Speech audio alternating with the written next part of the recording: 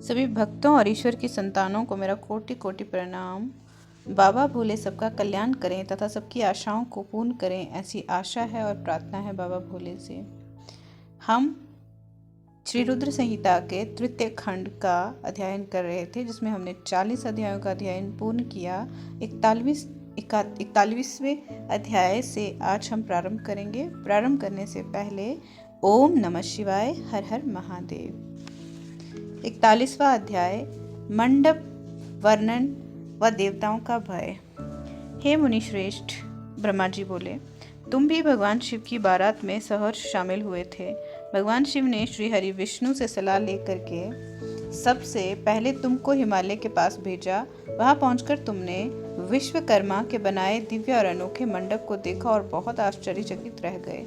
विश्वकर्मा द्वारा बनाए गए विष्णु, ब्रह्मा, समस्त देवताओं की मूर्तियों को देखकर ये कह पाना कठिन था कि ये असली हैं या नकली। वहाँ रत्नों से जड़े हुए लाखों कलश रखे थे। बड़े बड़े केलों के खंभों से मंडप सजा हुआ था। तुम्हें वहाँ आया देखकर शैलराज हिमालय ने तुमसे पूछा कि देव ऋषि, क्या भगवान शिव बारात में साथ आ गए हैं? तब तुम्हें साथ लेकर हिमालय के पुत्र मैनाक आदि तुम्हारे साथ बारात की अगवानी के लिए आए। तब मैंने और विष्णु जी ने भी तुमसे वहाँ के समाचार के बारे में पूछा। हमने तुमसे ये भी पूछा कि शैलराज हिमालय अपनी पुत्री पार्वती का विवाह भगवान शिव से करने के इच्छुक हैं या नहीं।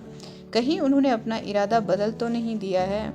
ये प्रश्न सुनकर आप मुझे, विष्णु जी और देवराज इंद्र को एकांत स्थान पर ले गए और वहाँ जाकर तुमने वहाँ के बारे में बताना शुरू किया। तुमने कहा कि हे देवताओं, शैलराज हिमालय ने शिल्पी विश्वकर्मा से एक ऐसे मंडप की रचना करवाई है जिसमें आप सब देवताओं के जीते जागते चित्र लगे हुए हैं। उन्हें देखकर मैं तो अपनी सुध-बुध ही खो बैठा था। इसे देखकर मुझे ये लगता है कि गिरिराज आप सब लोगों को मोहित करना चाहते हैं। ये सुनकर देवराज इंद्र भय के मारे कांपने लगे और बोले, हे लक्ष्मीपति विष्णु जी, मैंने त्वष्टा के पुत्र को मार दिया था। कहीं उसी का बदला लेने के लिए मुझ पर विपत्ति ना आ जाए। मुझे संदेह हो रहा है कि कहीं मैं वहाँ जाकर मारा न जाऊँ। तब इंद्र के वचन सुनकर श्री हरि विष्णु बोले कि इंद्र, मुझे भी लगता है कि वह मूर्ख हिमालय हमसे बदला लेना चाहता है, क्योंकि मेरी आज्ञा से ही तुमने पर्वतों के पंखों को काट दिया था। शायद ये बात आज तक उन्हें याद है और वे हम सब पर विजय पाना चाहते हैं, परंतु हमें डरना नहीं चाहिए। हमारे साथ तो स्वयं महादेव जी हैं, भला फिर हमें कैसा भय। हमें इस प्रकार गुपचुप बातें करते देख भगवान शिव ने लौकिक गीत से हमसे बात की और पूछा, हे देवताओं, क्या बात है? मुझे स्पष्ट बताओ, शैलराज हिमालय मुझसे अपनी पुत्री पार्वती का विवाह करना चाहते हैं या नहीं? इस प्रकार यहाँ व्यर्थ बातें करने से भला क्या लाभ? भगवान शिव के इन वचनों को सुनकर नारद तुम बोले, हे देवादिदेव शिव जी, गिरिजा नंदिनी पार्वती से आपका विवाह तो निश्चित है, उसमें भला कोई विघ्न बाधा कैसे आ सकती है? तभी तो शैलराज हिमालय ने अपने पुत्रों मैनाक आदि को मेरे साथ बारात की अगवानी के लिए यहाँ भेजा है। मेरी चिंता का कारण दूसरा है। प्रभु, आपने मुझे हिमालय के यहाँ बारात के आगमन की सूचना देने के लिए भेजा था। जब मैं वहां पहुंचा तो मैंने विश्वकर्मा द्वारा बनाए गए मंडप को देखा। शैलराज हिमालय ने देवताओं को मोहित करने के लिए एक अद्भुत और दिव्य मंडप की रचना कराई है। आपको ये जानकर आश्चर्य होगा कि वे सब इतने जीवंत हैं कि कोई भी उन्हें देखकर मोहित हुए बगैर नहीं रह सकता। उन चित्रों को देखकर ऐसा महसूस होता है कि वे अभी बोल पड़ेंगे। प्रभु, उस मंडप में श्री हरि, ब्रह्मा जी, देवराज इंद्र सहित सभी देवताओं, ऋषि मुनियों सहित अनेक जानवरों और पशु पक्षियों के सुंदर व लुभावने चित्र बनाए गए हैं। यही नहीं, मंडप में आपकी और मेरी भी मूर्ति बनी है, जिन्हें देखकर मुझे ये लगा कि आप सब लोग यहाँ न होकर वहीं हिमालय नगरी में पहुंच गए हैं। नारद, तुम्हारी बातें सुनकर भगवान शिव मुस्कुराए और देवताओं से बोले, आप सभी को भय की कोई आवश्यकता नहीं है। शैलराज हिमालय अपनी प्रिय पुत्री पार्वती हमें समर्पित कर रहे हैं, इसीलिए उनकी माया हमारा क्या बिगाड़ सकती है। आप अपने भय को त्याग कर हिमालय नगरी की ओर प्रस्थान कीजिए। भगवान शिव की आज्ञा पाकर सभी बाराती भय मुक्त होकर उत्साह और प्रसन्नता के साथ पुनः नाचते गाते शिव बारात में चल दिए। शैलराज हिमालय के पुत्र मैनाक आगे आगे चल रहे थे और बाकी सभी उनका अनुसरण कर उनके पीछे पीछे चल रहे थे। इस प्रकार बारात हिमालयपुरी जा पहुंची। 42वां अध्याय, बारात की अगवानी और अभिनंदन। ब्रह्मा जी बोले, भगवान शिव आप अपनी विशाल बारात के साथ हिमालय पुत्रों के पीछे चलकर हिमालय नगरी पहुंच गए। जब गिरिराज हिमालय ने उनके आगमन का समाचार सुना तो प्रसन्नता पूर्वक भक्ति से ओतप्रोत होकर भगवान शिव के दर्शनों के लिए स्वयं आए। हिमालय का हृदय प्रेम की अधिकता के कारण द्रवित हो उठा था और वे अपने भाग्य को सराह रहे थे। हिमालय अपने साथी पर्वतों के साथ लेकर बारात की अगवानी के लिए पहुंचे। भगवान शंकर की बारात देखकर शैलराज हिमालय आश्चर्यचकित रह गए।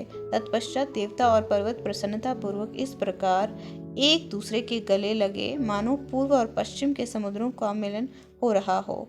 सभी अपने को धन्य मान रहे थे। इसके बाद शैलराज महादेव जी के पास आ पहुंचे और दोनों हाथ जोड़कर उनको प्रणाम करके स्तुति करने लगे। सभी पर्वतों और ब्राह्मणों ने भी शिव जी की वंदना की। शिव जी अपने वाहन बैल पर बैठे थे। भगवान शिव आभूषणों से विभूषित थे तथा दिव्य प्रकाश से अलौकिक थे। उनके लावण्य से सारी दिशाएं प्रकाशित हो रही थी। भगवान शिव के मस्तक पर रत्नों से जड़ा हुआ मुकुट शोभा पा रहा था। उनके गले और अन्य अंगों पर लिपटे सर्प उनके स्वरूप को अद्भुत और शोभनीय बना रहे थे। उनकी अंग कांति दिव्य और अलौकिक थी। अनेक शिवगण हाथ में चंवर लेकर उनकी सेवा कर रहे थे। उनके बाएं भाग में भगवान श्री हरि विष्णु और दाएं भाग में स्वयं मैं था। समस्त देवता भगवान शिव की स्तुति कर रहे थे। नारद, जैसा तुम जानते ही हो भगवान शिव परम ब्रह्मा परमात्मा है। वे ही सबके ईश्वर हैं। वे इस जगत के कल्याण करते हैं और अपने भक्तों की सभी इच्छाओं को पूरा कर उन्हें मनवांछित फल प्रदान करते हैं। वे सदा ही अपने भक्तों के अधीन रहते हैं। वे सच्चिदानंद स्वरूप हैं और सर्वेश्वर हैं। उनके बाएं भाग में श्री हरि विष्णु गरुड़ पर बैठे थे तो दाएं भाग में मैं ब्रह्मा स्थित था।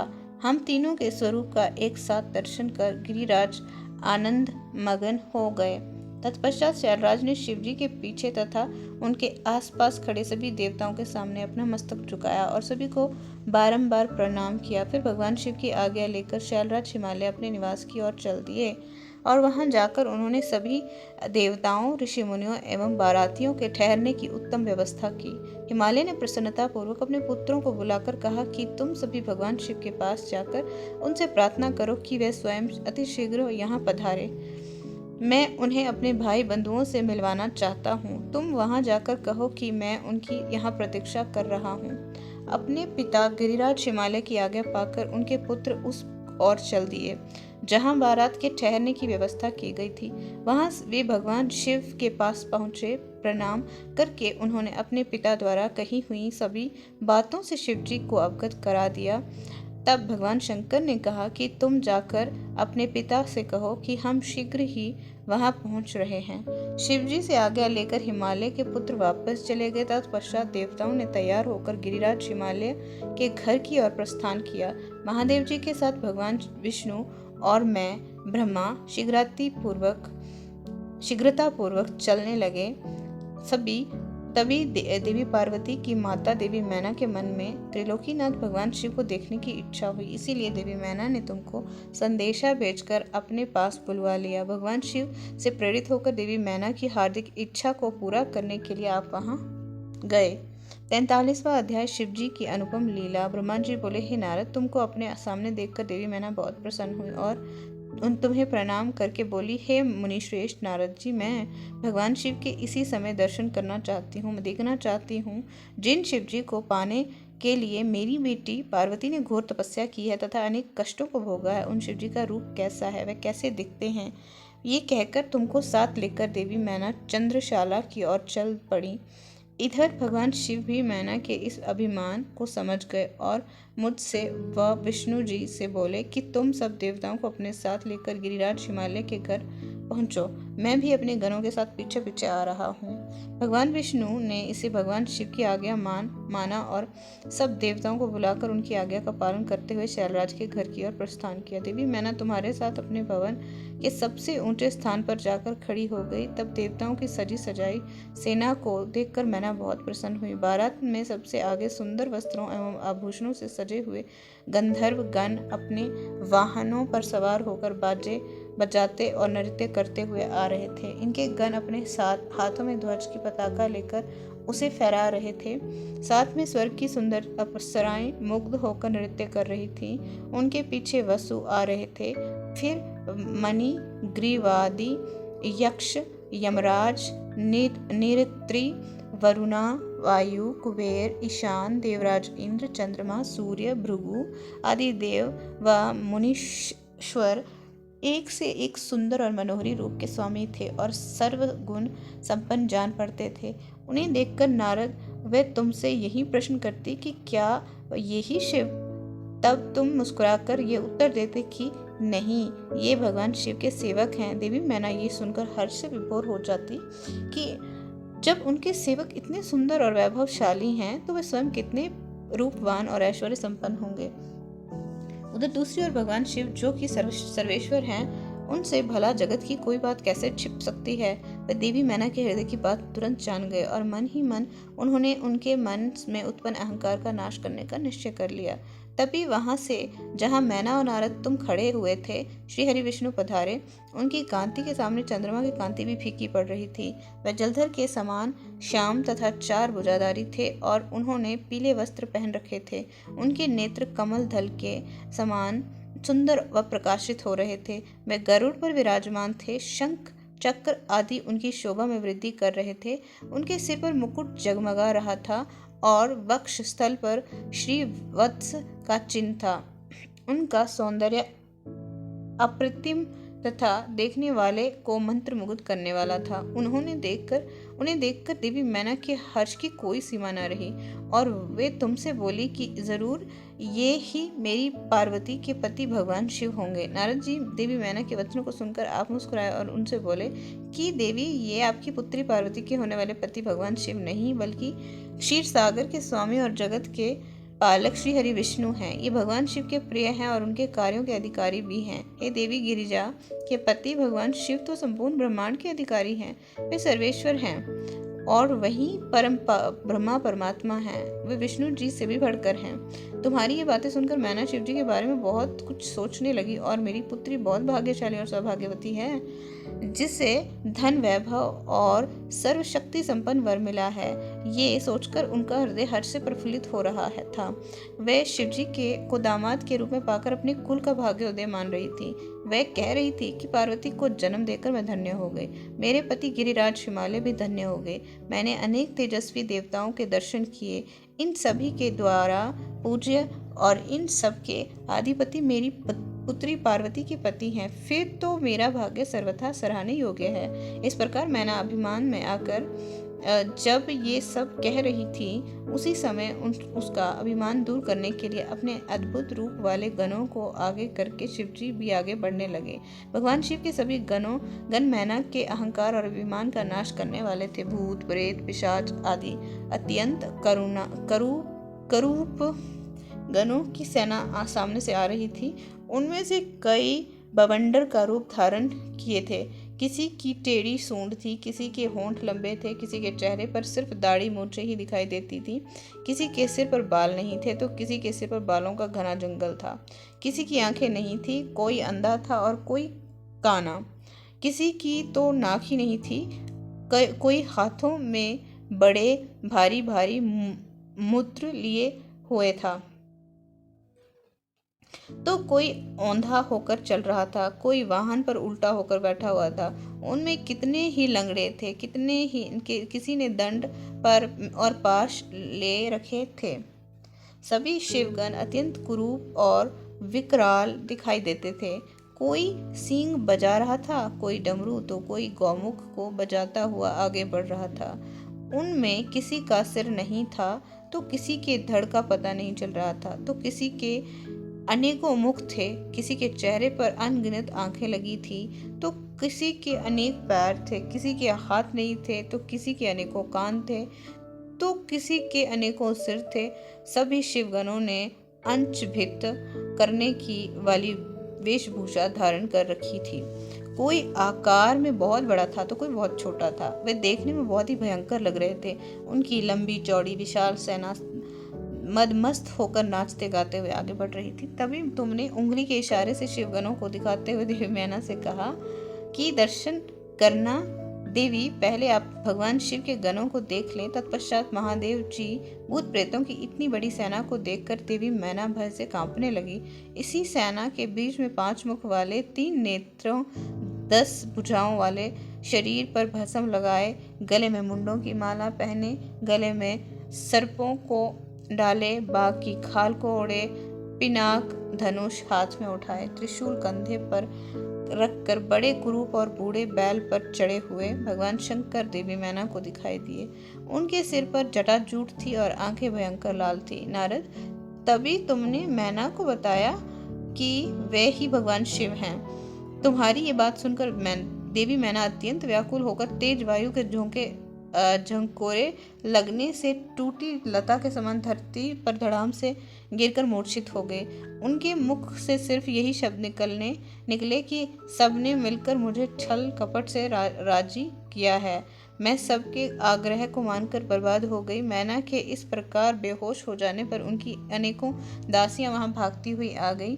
अनेकों प्रकार के उपाय करने के पश्चात धीरे धीरे मैना होश में आई। 44वां अध्याय, मैना का विलाप एवं हठ।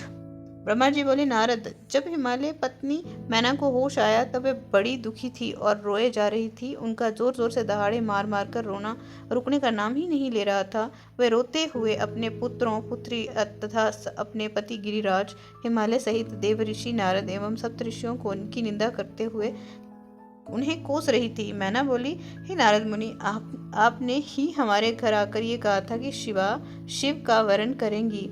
तुम्हारी बातों को मानकर हम सब ने अपनी पुत्री पार्वती को भगवान शिव की तपस्या करने के लिए वनों में भेज दिया। मेरी बेटी ने अपने तप के द्वारा सभी को प्रसन्न कर दिया।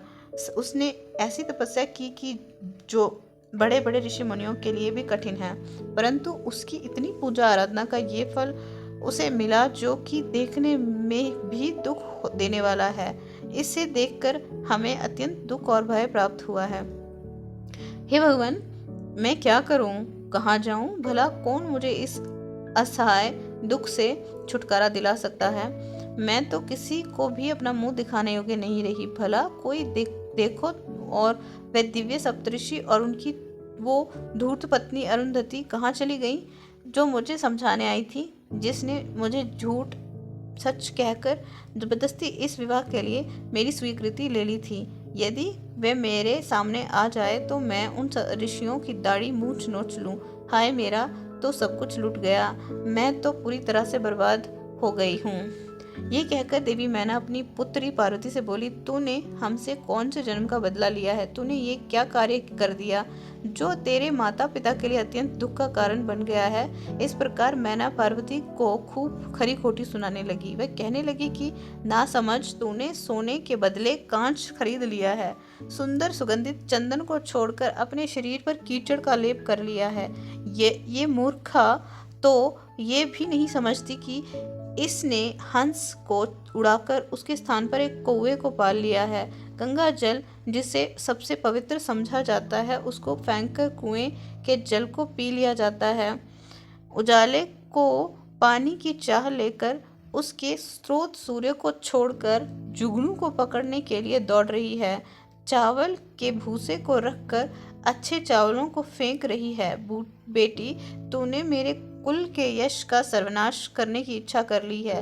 तभी तो मंगलमय विभूति को फेंककर घर में चिता की अमंगलमय राख को लाना चाहती है। जानवरों के सिरोमोर सिंह को त्याग कर सियार के पीछे पड़ी है। पार्वती, तूने बड़ी मूर्खता की कर दी है।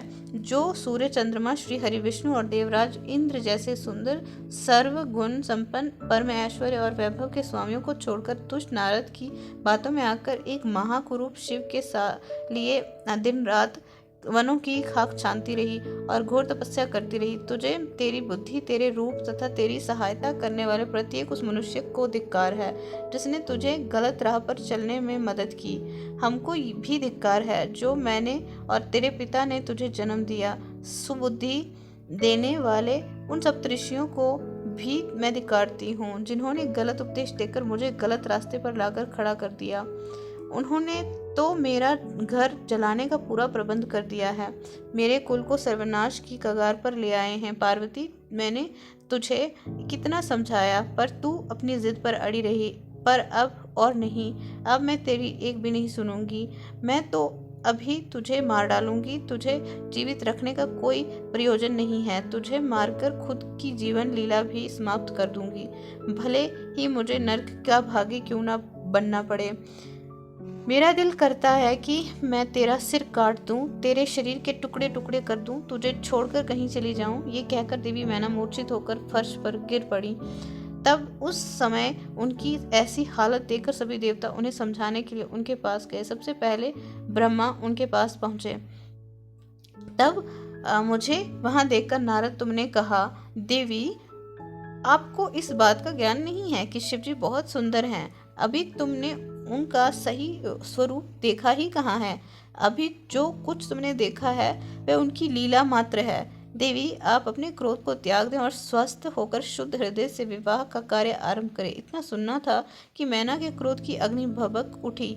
वह बोली, दुष्ट नारद, यहाँ से इसी समय चला जा। तू दुष्टों का भी दुष्ट और नीच है। तू मेरे सामने भूलकर भी मत आना। इसी समय यहाँ से निकल, मैं तेरी सूरत तक नहीं देखना चाहती। मैना के ये वचन सुनकर इंद्र आदि देवता दौड़कर वहां चले आए और बोले, हे पितरों की कन्या मैना, भगवान शिव तो इस समस्त चराचर जगत के स्वामी हैं। वे तो सबको खुद सुख देने वाले तथा सबको मनवांछित वर देने वाले सर्वेश्वर हैं। वह तो भक्त वत्सल हैं। वह सदा ही अपने भक्तों के अधीन रहते हैं। आपकी पुत्री पार्वती ने कठिन तप करके भगवान शिव को प्रसन्न किया है तथा वरदान के रूप में उनको अपना पति होने का वर प्राप्त किया है।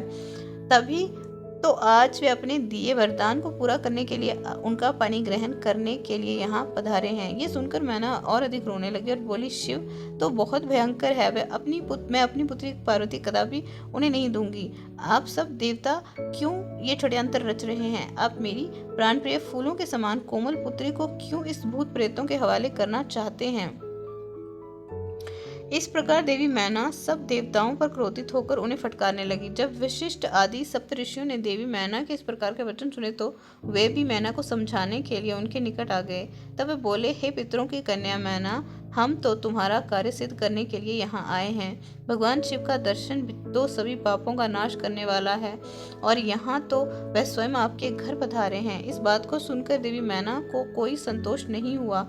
उनका क्रोध यथायथ रहा तथा उन्होंने फिर कहा कि मैं पार्वती के टुकड़े टुकड़े कर दूंगी, परंतु उसको शिव के साथ नहीं भेजूंगी। दूसरी ओर देवी मैना के इस व्यवहार से चारों ओर हाहाकार मच गया। तब शैलराज हिमालय को मैना के इस व्यवहार की सूचना मिली तो वह फौरन दौड़ते हुए अपनी पत्नी के पास आए और बोले, हे प्रिय, तुम इतनी क्रोधित क्यों हो रही हो? देखो हमारे घर पे कौन कौन से महात्मा पधारे हैं और तुम इनका अपमान कर रही हो। तुम भगवान शंकर के भयानक रूप को देखकर भयभीत हो गई हो। देवी, ये तो सर्वेश्वर हैं। भय करना छोड़कर उनके मंगलमय रूप का दर्शन करो। विवाह के शुभ कार्यों का शुभारंभ करो। अपने हठ को छोड़ो और क्रोध का त्याग कर शिव पार्वती विवाह के मंगलमय कार्यों को संपन्न करो। देवी, तुम जानती हो कि भगवान शिव अनुपम लीलाएं करते हैं। ये भी उनकी लीला का ही एक भाग है। अतः तुम अपने मन के डर को दूर करके यथाशीघ्र पूर्ववत कार्य करो। शैलराज हिमालय के ये वचन सुनकर उनकी पत्नी मैना अत्यंत क्रोधित हो गई और बोली, हे स्वामी, आप ऐसा करिए कि पार्वती के गले में रस्सी बांधकर उसे पर्वत से नीचे गिरा दीजिए या फिर उसे समुद्र में डुबो दीजिए। चाहे कुछ भी करके उसकी जीवन लीला समाप्त कर दीजिए। मैं आपको कुछ नहीं कहूंगी, परंतु मैं पार्वती का हाथ किसी भी परिस्थिति में शिव को नहीं सौंपूंगी। यदि फिर भी आपने हठपूर्वक पार्वती का विवाह शिव से करने की ठान ली है तो मैं अपने प्राणों का त्याग कर दूंगी। अपनी माता मैना के ऐसे वचन सुनकर पार्वती उनके करीब आकर बोली, माता आप तो ज्ञान की प्रतिमूर्ति हैं, आप सदा ही धर्म के पथ का अनुसरण करने वाली हैं। भला आज ऐसा क्या हो गया है जो आप धर्म के मार्ग से विमुख हो रही हैं? हे माता, महादेव जी तो देवों के देव हैं, वे निर्गुण निराकार हैं, वे तो परम ब्रह्मा परमात्मा हैं और सबके सर्वेश्वर हैं। वे तो इस संसार की उत्पत्ति के आधार हैं। भगवान शिव भक्त वत्सल हैं एवं अपने भक्तों को सदैव सुख प्रदान करने वाले हैं। भगवान शिव सब अनुष्ठानों की अधिष्ठाता हैं। वे ही सबके कर्ता, हर्ता और स्वामी हैं। ब्रह्मा विष्णु तथा भी सदा उनकी सेवा पे तत्पर रहते हैं। हे माता, आपको तो इस बात का गर्व होना चाहिए कि आपकी पुत्री का हाथ मांगने के लिए देवता भी याचक की भांति आपके दरवाजे पर पधारे हैं। अतः आप बेकार की बातों को छोड़कर उत्तम कार्य करो, मुझे शिव भगवान के हाथों में सौंपकर अपने जीवन को सफल कर लो। माता, मेरी छोटी सी विनती स्वीकार कर लो और मुझे भगवान शिव के चरणों में उनकी सेवा के लिए समर्पित कर दो। माँ, मैंने मन, वाणी और क्रिया द्वारा भगवान शिव को अपना पति मान लिया है। अब मैं किसी और का वरण नहीं कर सकती। मैं सिर्फ महादेव जी का ही स्मरण करती हूँ। उन्हें पति के रूप में पाने की इच्छा लेकर ही मैंने अपने जिंदगी के इतने वर्ष बिताए हैं। भला आज मैं कैसे अपने वचन से पीछे हट जाऊं? पार्वती जी के कहे वचनों को सुनकर मैना क्रोध के अधिकय में उद्वेलित हो गई और उसे डांटने तथा बुरे वचन कहने लगी। मैना रोती जा रही थी। मैंने और वहां उपस्थित सभी महानतम सिद्धों ने देवी मैना को समझाने का बहुत प्रयत्न किया, परंतु वह सब निरर्थक सिद्ध हुआ। वे किसी भी स्थिति में समझने को तैयार नहीं थी। तभी उनके हठ की बातें सुनकर परम शिव भक्त भगवान श्री विष्णु वहां पहुंचे और बोले, हे पितरों की मानसी पुत्री एवं शैलराज हिमालय की पत्नी मैना, आप ब्रह्मा जी के कुल से संबंधित है। इसी कारण आपका सीधा संबंध धर्म से है। आप धर्म की आधारशिला हैं, फिर भला कैसे धर्म का त्याग कर सकती हैं? इस प्रकार हट करना आपको शोभा नहीं देता। स्वयं सोचिए, भला सभी देवता, ऋषि मुनि और स्वयं ब्रह्मा जी और मैं आपसे असत्य वचन क्यों कहेंगे? भगवान शिव निर्गुण और सगुण दोनों ही हैं। वे कुरूप हैं तो स्वरूप भी हैं। सभी उनका पूजन करते हैं। वे ही सज्जनों की गति हैं। मूल प्रकृति रूपी देवी एवं पुरुषोत्तम का निर्माण भगवान शिव ने ही किया है। मेरी और ब्रह्मा जी की उत्पत्ति भी भगवान शिव के द्वारा ही हुई है। उसके बाद सारे लोगों का हित करने के लिए उन्होंने स्वयं भी रुद्र का अवतार धारण कर लिया है। तत्पश्चात वेद, देवता तथा इस जल एवं थल में जो भी चराचर वस्तु या प्राणी दिखाई देता है, उस सारे जगत की रचना भगवान शिव ने ही की है। हे देवी, कोई भी उनके रूप को नहीं जानता है और ना ही जान सकता है। यहाँ तक कि मैं और ब्रह्मा जी भी उनकी समस्त लीलाओं को आज तक नहीं जान पाए हैं। इस संसार में जो कुछ भी विद्यमान है वे भगवान शिव का ही स्वरूप है। ये तो भगवान शिव की माया है जो वे स्वयं आपको अपना रूप इस प्रकार दिखा रहे हैं। हे देवी, आप सब कुछ भूलकर सच्चे मन से शिव जी का स्मरण करके उनके चरणों में अपना ध्यान लगाएं। आपके सारे दुख और कलेश मिट जाएंगे और आपको परम सुख की प्राप्ति होगी। श्री हरि विष्णु द्वारा जब मैना को इस प्रकार समझाया गया तो देवी मैना का क्रोध कुछ कम हुआ। वस्तुतः शिव जी की माया से मोहित होने के कारण ही वह ये सब कह रही थी। कुछ शांत होने पर उन्होंने कुछ देर मन में विचार किया। तत्पश्चात मैना श्री हरि विष्णु से बोली, प्रभु, मैं आपकी हर बात समझ गई हूँ। मैं ये भी जानती हूँ कि भगवान शिव सर्वश्रेष्ठ हैं और इस जगत के कण कण में व्याप्त हैं। मैं आपकी इच्छा अनुसार भगवान शिव को अपनी पुत्री सौंप सकती हूँ, पर मेरी एक शर्त है।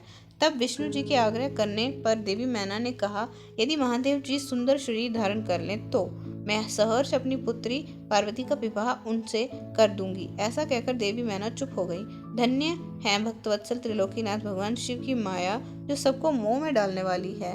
45वां अध्याय, शिव का सुंदर और दिव्य स्वरूप दर्शन। ब्रह्मा जी बोले, हे नारद, उस समय जब देवी मैना ने विष्णु जी के सामने इस प्रकार की शर्त रखी, तब मैंने तुमको भगवान शिव के पास जाने का आदेश दिया। तुमने वहां जाकर उनकी स्तुति की और उन्हें संतुष्ट किया।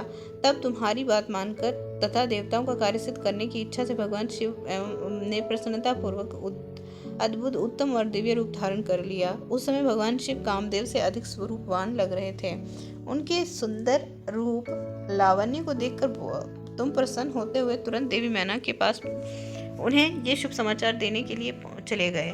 वहां पहुंचकर जहां देवी मैना बैठी थी, उन्हें देखकर तुम बोले, हे शैलराज की पत्नी और पार्वती की माता मैना, आप चलकर स्वयं भगवान शिव के सुंदर और मनोहारी रूप का दर्शन करें। ये समाचार पाकर देवी मैना की प्रसन्नता का कोई सीमा न रही। वह आपको अपने साथ लेकर भगवान शिव के दर्शन करने के लिए आ गई। वहां पहुंचकर मैना ने भगवान शिव के परम आनंददायक सुंदर रूप के दर्शन किए। शिव जी का मुखारविंद करोड़ों सूर्यों के समान तेजस्वी, सुंदर एवं दिव्य था। उनके विशाल मस्तक पर चंद्रमा सुशोभित था।